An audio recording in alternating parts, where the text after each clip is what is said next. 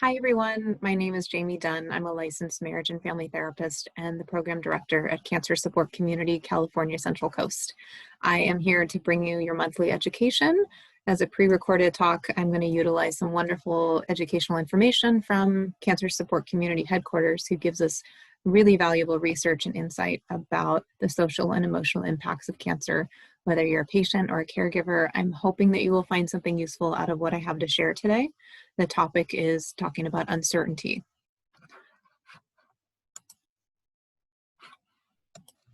The topic is uncertainty. So that is a very, very broad topic that we could really dive into in a million different directions. But I'm hoping that everyone today tuning in will find something valuable from it, because it is such a universal experience of how we all struggle with uncertainty, and particularly overlay that with cancer, it can just compound it that much more. All right, here we are. So living with uncertainty.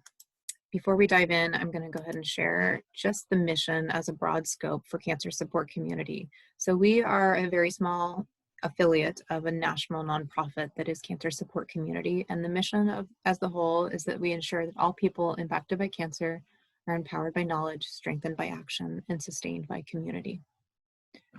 A couple of quick disclosures is that this educational topic and all of these slides that you're about to see was developed by Cancer Support Community headquarters.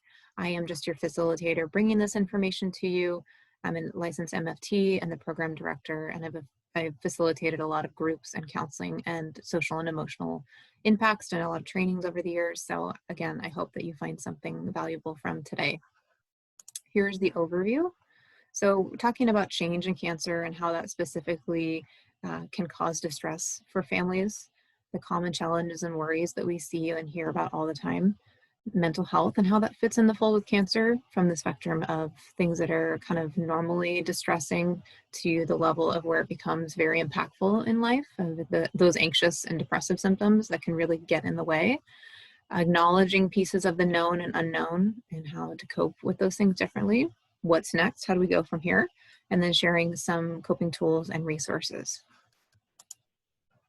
So I want to start before we even dive in.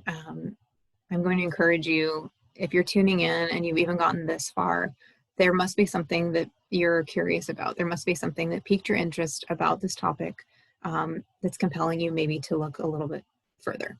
Uncertainty is certainly not a fun topic. It's not something that brings up a positive connotation. Most of the time, uncertainty is very uncomfortable. So I just want to acknowledge that and know that I'm going to be very mindful of that as I share this information. And there's going to be a few points where I ask you to just check in with yourself as you're doing this, maybe even pause the recording and assess how you're feeling. Take a look at what's coming up for you as far as your thoughts and feelings. Because uncertainty is such a common thing that people are facing. The whole reason that this topic was given so much attention and a whole presentation is because it's so common, and because it is something that almost universally everyone struggles with, and particularly with a cancer experience. My goodness, there's so much uncertainty that comes up. So I couldn't get away with talking about this topic without first acknowledging the general uncertainty and distress that we've all been under over this past year and a half with COVID-19. There's a whole new level of uncertainty in our lives that we feel like we've kind of been hostage to at different levels. Each person experienced it in a different way, and we continue to not quite know what's going to happen, when, what life will look like coming out of it. So I just wanted to acknowledge that very universal cultural piece that we are all still experiencing. And that more or less we are coping with it all the time. That the best we can really do right now is give ourselves permission to try and cope better. So we're going to talk about some of those ways to manage the distress that comes up around uncertainty. So as a theme, as a topic, as a word, what comes up when you think of uncertainty? What do you feel in your body when you notice that you're thinking about that word? Most of the time, I would imagine that it's probably uncomfortable, brings up some anxiety. So uncertainty is a very human experience. Anxiety is a very human experience, and we may not like to acknowledge it, but it's an unavoidable part of human life and human experience. So there's very little in life, as we know, When we truly acknowledge it, that we can control, we know that we are kind of at the whim of a lot of things just happening to us, it feels like, but there is a lot of power in our response to it and what we choose to do with the things that happen to us. And a lot of how we manage things depends on our history and our background, our coping tools, a lot of things that we do have in our control. So that's where we're going to focus on a little bit later down the road.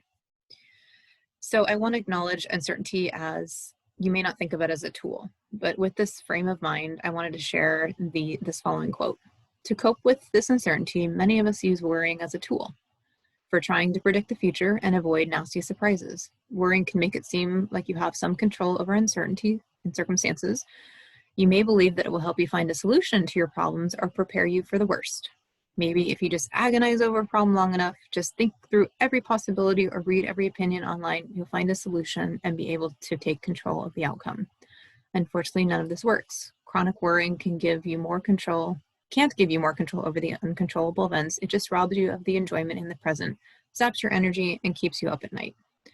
So if we think about it that way, really anxiety is trying to serve us. It's trying to be our friend and show us something that we're afraid of, something that we need to pay attention to. So if we use it as a tool and think about it in that frame, it can work with us, but most of the time it kind of takes on a life of its own. So we're going to get a little bit further into that. Okay, so next, change and cancer. Universally, we as humans are not great at change. It's very hard on us, even if it's change that we choose. There's always a loss, always a grieving process, and things that are different, things that we're adapting to. But change is constant, and we must manage the way that we anticipate that, the way that we respond to it. And cancer, of course, is one of the biggest unknowns and unforeseen events. It's not a stretch to call it traumatic.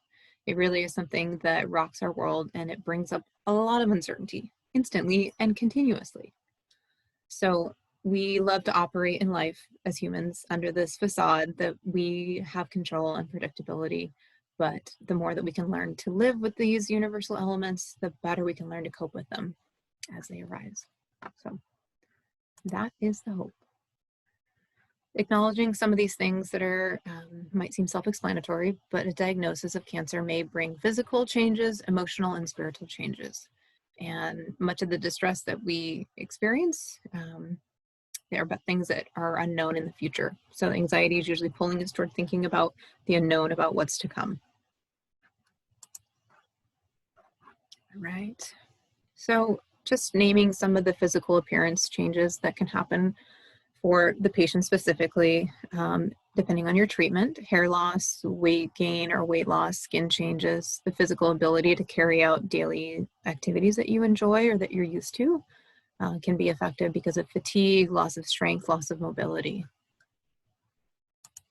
Along the lines of the emotional impacts that we see all the time is feelings of nervousness, anxiety, and worry, feeling very vulnerable, overwhelmed, feeling down, hopeless, or depressed. So all of these, again, they are so common. So if you're experiencing some of these, my goodness, you will not shock us by any means. We've kind of heard it all. And I think that it needs to really be talked about, the impact of mental health from a cancer diagnosis on the patient and the whole family system. Spiritually, this is different for everyone. Some people think of spiritual impacts as something that has to do with organized religion. And for some people, that's absolutely right. But spiritually, for most of us, it brings up some of those existential worries, thinking about our purpose in life, examining what really matters to us, searching for the meaning of it all. And at the end of, treatment, sometimes some people really find that they are needing to re-examine where they focus their time and energy and investing all of that. So there actually can be some positives coming from this reappraisal of where do I want to spend my time and energy, and who do I want to invest that with. So some of the universal challenges of cancer, these are kind of the three big ones that we hear about all the time. And they are described differently by each person, but they boil down to a sense of loss of control, loss of hope, and the feeling of unwanted aloneness. So they are something that we all the time process in our groups and in counseling, and hopefully in that safe exploration into those experiences. So this is one of those pause moments where I really want to ask you in this moment to even pause this recording or just take a few seconds and lean in. Lean in means acknowledge it with kindness and non-judgment. What are you noticing right now as you think about these universal challenges? Do any of these sound familiar? I imagine that they do. Again, they are that common that I wouldn't be surprised if any or all of them are a part of your experience right now. Common challenges and worries. And then the next few slides, you're going to see some statistics that came from Cancer Support Community Headquarters. These are a result of some of the distress screenings that you may or may have not have taken when you first joined our community. And some of the stats that pop up here can be kind of shocking and kind of overwhelming. And I think that making light of how common these experiences are makes it less daunting, less scary, because you're not doing it alone and you're by no means in a place of suffering by yourself. But we do want to address it and make sure that there's an opportunity to work through it. So 53% of patients are worried about the future and what lies ahead. Nearly 1 out of 2 have depleted some of their savings or use money from retirement to cover their treatment costs. 41% were moderately to very seriously worried about their changes in their life, school, or work. 38% are at risk for clinically significant levels of depression. So that means it's gone from, on the spectrum, something that's gone beyond the ups and downs that you may have been used to before cancer, but really getting into that significant level where it's causing distress and impacting quality of life and the day-to-day way that you're able to operate. A few more here. 39% said that their health was somewhat or much worse than they were before they began their caregiver role. So these are looking at the caregiver experience. Nearly 1 out of 2 reported at least sometimes experiencing a sense of loss of control over their own life. Almost 50% reported substantially worse anxiety than the national average. And 34% reported substantially worse fatigue than the national average. So these are looking at those who don't have someone in their life who they're supporting through cancer. This is really shocking. This should be disheartening, but also with acknowledging and naming and knowing this is happening, we can help to support this experience and bring together caregivers and patients to work together on how to cope with these things in a different way. So hopefully these statistics will look different in the future. So this roller coaster of common worries are normal reactions to the roller coaster of the cancer experience. So living with uncertainty, these are a couple of things that I want to pause on just for a moment. And again, ask you to lean in. How are you doing at this point? Acknowledging what may be coming up for you, where you've been so far. Are you newly diagnosed? Are you post-treatment? Are you a caregiver right in the thick of it? Have you been doing this for years, supporting a loved one? How does uncertainty play into your life right now? And even if you want to acknowledge this by jotting down a few notes, that's also a great way to bring it from up here and to be able to do something with it. So if you want to jot down a few notes or just pause and reflect for a moment, you're going to get more out of the next few pieces of this if you are conscious of what is coming up for you. So that's not just to ask you to lean into things that are uncomfortable, but there's really a purpose to it. The more that it's live for you and present in here, you will gain something from what we're about to talk about. So this is focusing on the caregiver perspective. A lot of our caregivers acknowledge the distress is a hard balance for them because now they are focused on the needs of someone they love very dearly, and they're thrust very unexpectedly into this role with no preparation. They're doing it a lot of times alone. They have the fear, of course, of losing the person that they love, and they're juggling the caregiver duties with their own daily activities. And that's something that they now have to integrate with how do they have any place for their own self-care in all of this. So it's very, very common stressors and concerns.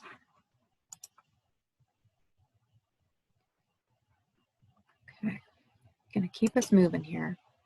Mental health and cancer. So really at the foundation of what we do as an organization is on mental health and cancer. So that is what sets us apart from other organizations that may focus on these similar populations, similar experiences.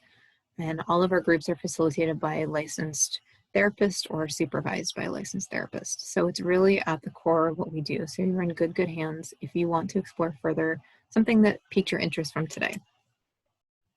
So thinking about these three pieces, how do they fit together? How do they have relationship with one another? Distress is something that I think you can't get, through a cancer journey without having some levels of distress. I think that's the most universal experience that we encounter.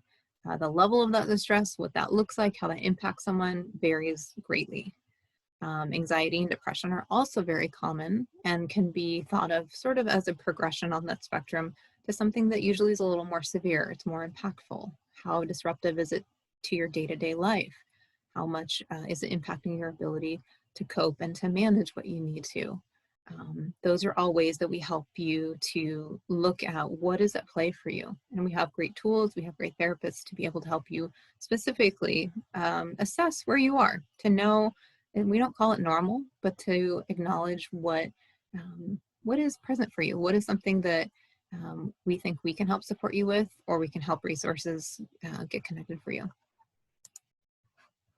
So, as I just said, every single patient, every single stage of cancer, regardless of the type of treatment, deals with some level of distress. And that can be something from common feelings ranging from vulnerability to sadness, fear of recurrence or death, or problems that are more disabling, such as clinical depression, intense anxiety, or panic. So if we think about it, distress, which can be a mix of anxiety and depressive symptoms, can cause sleeplessness, lack of appetite, trouble concentrating, difficulty carrying on regular activities like normal, and about only 5% of those with cancer actually obtain help or support like us for these distressing symptoms.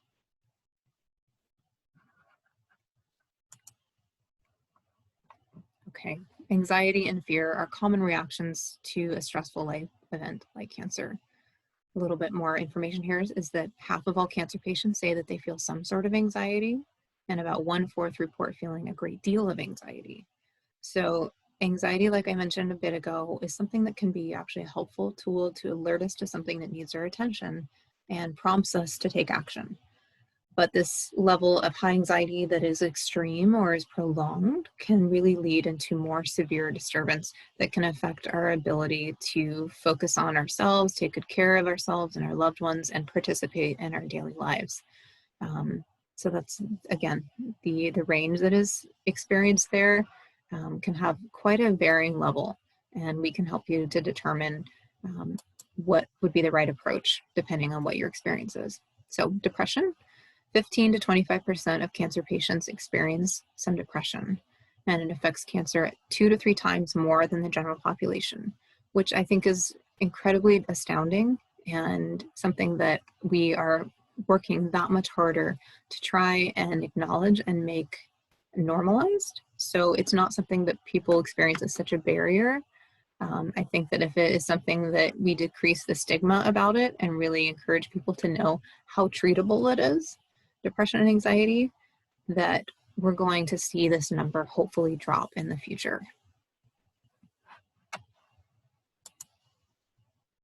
So with depression, some of the emotions may fade over time, but some of it may become more entrenched into a depressive state.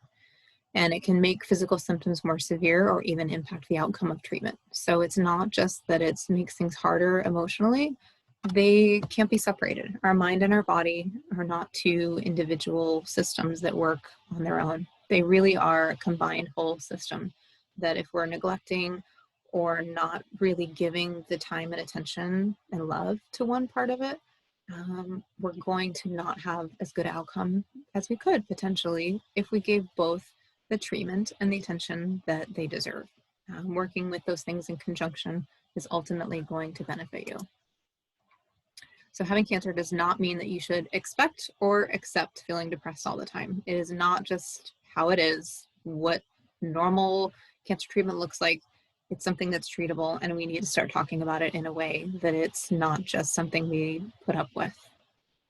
And I like to think of some of these symptoms of depression and anxiety as a mismatch between the worry and the load that you're carrying, the stressors, and your ability or your capacity or the tools and the support that you have available or access to. So it's not a weakness, it's not a shortcoming on your part. It is absolutely something that you can bolster, you can build up, you can support.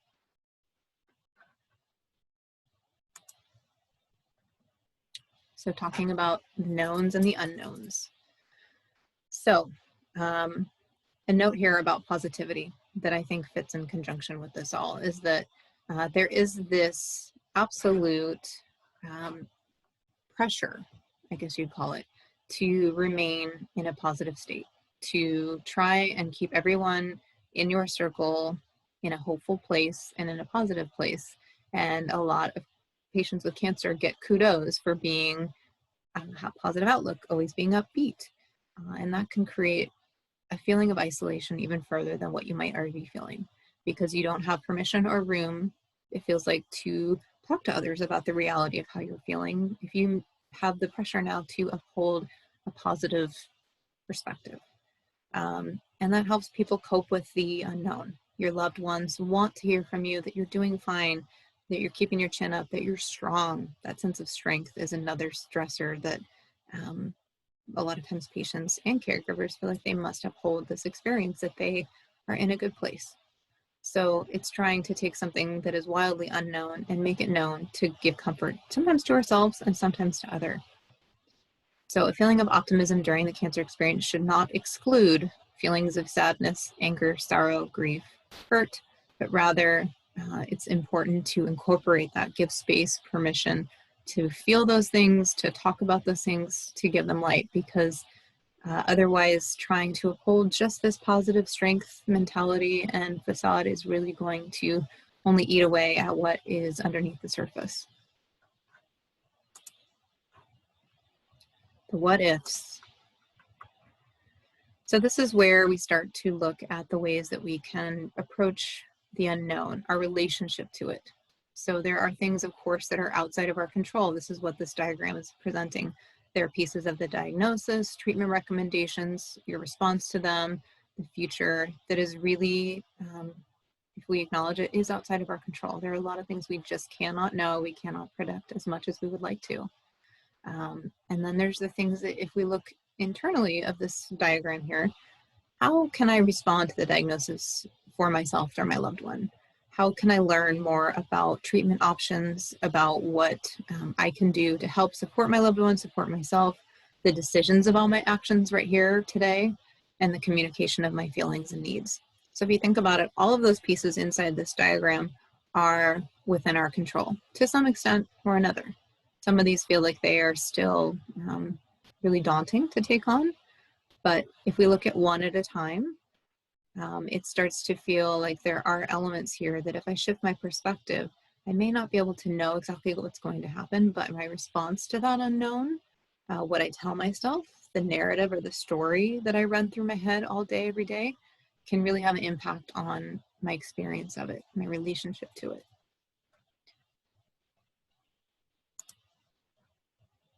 And that is acknowledging that present moment thinking and that idea of my response to something, my choice over it, which absolutely has to do with uncertainty.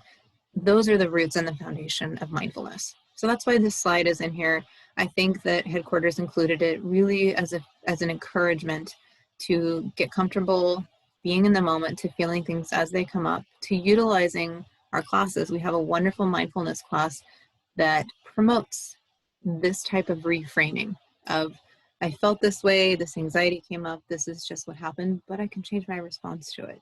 My choice over it, how I experience it in the moment, is under my control.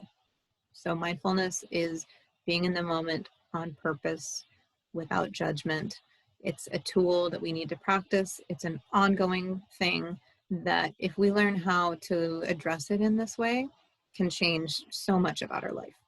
So that's one of the pinnacles that if you're looking for something specific to do, something to sign up for, something to run from this topic and be able to really apply, check out our mindfulness group. It's going to fall in line beautifully with what I'm talking about, with this reframing of what we can control and what we cannot. So the what's next piece. So there's no right answer or one size fits all, of course, when it comes to coping. Everyone is going to, like these in different ways, already be using them in different ways, totally not grab onto them. But I want you to acknowledge what already works for you while you think for coping, where you're missing some of these gaps, and focus again on the things that you can control and challenging your need for certainty. Learning to tolerate and to embrace the inevitable uncertainties of life can help reducing your anxiety and stress levels. So self-care is a very popular topic right now. It's something you probably hear a lot about. And that's with good reason. I think that it kind of becomes noise and yeah, self-care, we hear about that. But to make a list with yourself, make a list with your therapist or someone that you care about what self-care actually means to you. And these are just some ways that were suggested to help you to focus on other things that actually you have some tangible control over. And again, a lot of these is really just what can I do right in the next moment? It's not thinking about tomorrow, next week, next year, any of it. We tend to get very caught up in the anxious thinking when we get ahead of ourselves versus just being in the moment. What's the next right thing that I can do for myself? And a note that I added here, because this has come up and it's something I think that unfortunately you're going to see come out of this lockdown and out of COVID over the last year, is that I want to encourage you personally and professionally to not let this worry and this fear cause you to avoid routine health screenings and appointments and scans. I think that COVID has caused us all to want to dismiss or postpone those things that we might normally attend to. And certainly this is not medical advice. Talk to your doctor about your specific concern, but in general, don't delay too much things that you would do to take care of yourself physically and emotionally. I think if we too longer ignore these things, we're going to see how it catches up with us. So take good care of yourself first and foremost, and see how that is right for you. See what your doctor recommends as far as your routine scans and healthcare appointments. So reaching out, this can mean something different for everybody as well.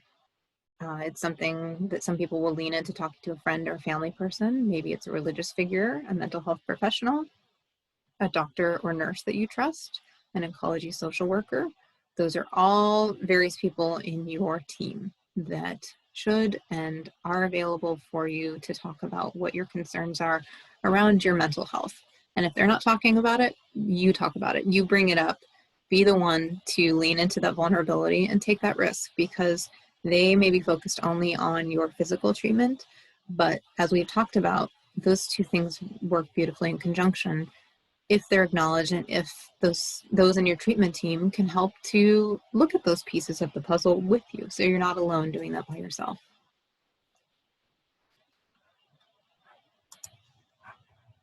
And severe worry. This is something that we absolutely want you to come to us with.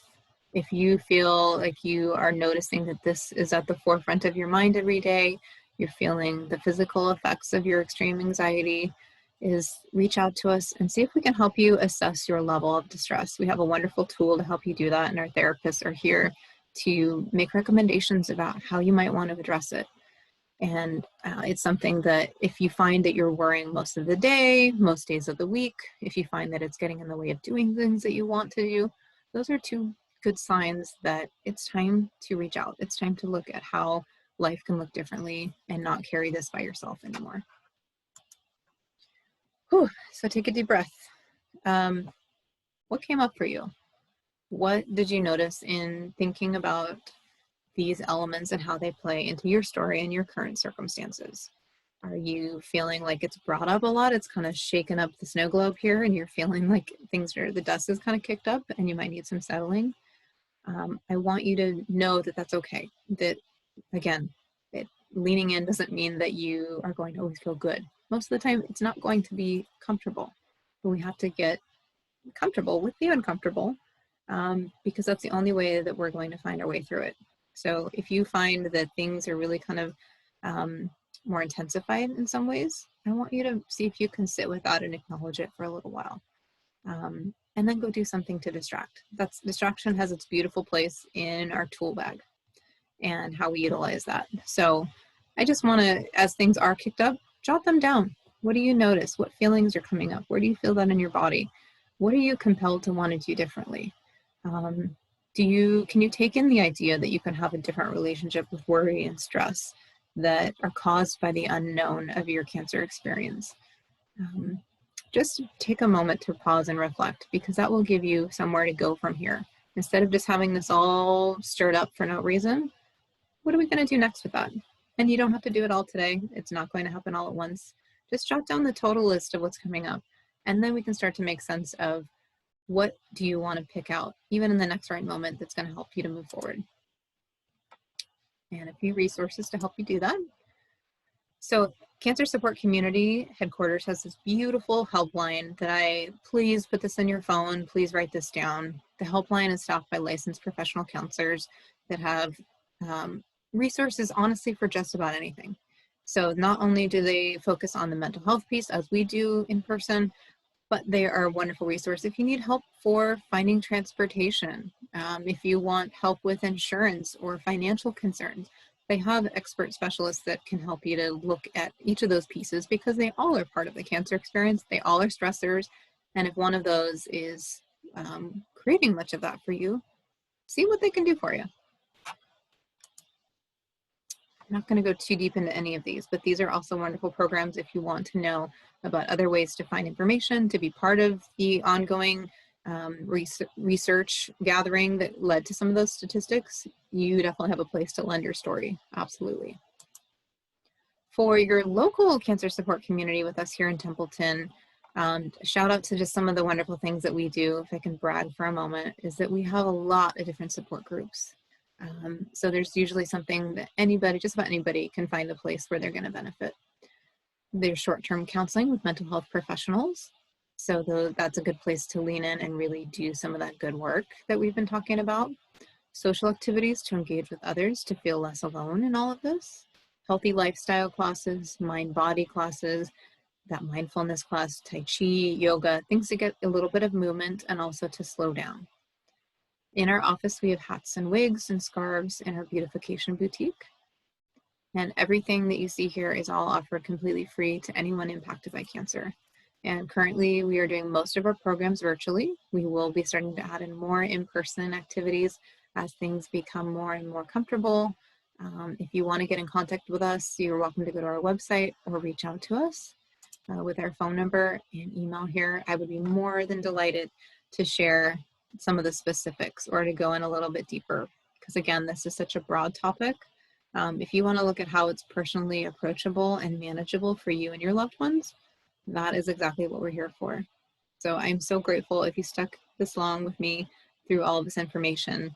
I hope, if anything, that you learned a little bit of something about yourself. You were aware of something that maybe you weren't before, and this can just be a launching point to do more of your good work. So don't be afraid to reach out to us, and I look forward to connecting with you soon. Thank you so much.